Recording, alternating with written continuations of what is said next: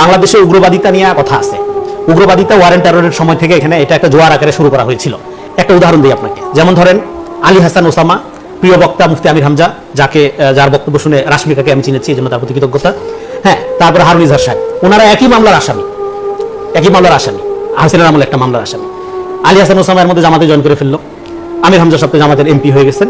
কিন্তু এখন বিগত আমলের, হাসিনা আমলের মামলায় যে সমস্ত আলেমরা কারাবন্দী, সেই আলেমদের বিষয়ে কথা বলার জন্য ওনারা কয়েকদিন আগে আপনার আইনমন্ত্রীর সাথে দেখা করেছে, কথা বলে সেই ছবি সোশ্যাল মিডিয়াতে দিয়ে জঙ্গিদের সারানোর জন্য হারুন ইজাহারের তৎপর। হারুন ইজাহার এখন জঙ্গি, ওনারা কিন্তু তিনজনে একই মামলার আসামি।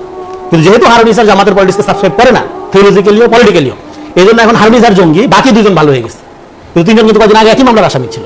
বলে এই যে প্রক্রিয়াটা এখন সোশ্যাল মিডিয়াতে আমি দেখলাম, তাদের যে তথাকথিত নিরপেক্ষ সাংবাদিক, নিরপেক্ষ ফ্যাক্ট চেকার যেগুলো হয়েছে, তারা এই বক্তব্য ধুমে শেয়ার দিচ্ছে। এখনো আলেম, শেখ হাসিনা হত্যা চেষ্টা মামলা, কোটালীপাড়া থানা আপনার ঘটনার যে মামলা, সেই মামলা এখনো আলেমরা বন্দী, এখনো জেলে আছে, যে মামলা কোনো ভিত্তি নেই। সেটা নিয়ে কথা বলা যাবে না, সেটা নিয়ে প্রতিবাদ জানানোর জন্য, সেটার ব্যাপারে আইনি সুরাহা চাওয়ার জন্য, সেটা ন্যায় বিচার চাওয়ার জন্য আজকে জঙ্গি হয়ে যাচ্ছে ওনারা।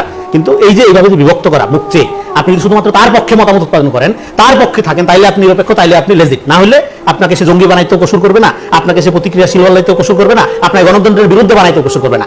এই রিজওয়া না পারা, ওনারা সবচেয়ে প্রিয় পাত্র ছিল গভর্নমেন্টে যখন ছিল তখন। আজকে তার বক্তব্য কাটপিস করে বিকৃত করে দিয়ে হলেও প্রচার করতে হচ্ছে, প্রমাণ করতে হচ্ছে যে এই নির্বাচনে আসলে আমাদের ভিতর থেকে হারাই দেওয়া হচ্ছে।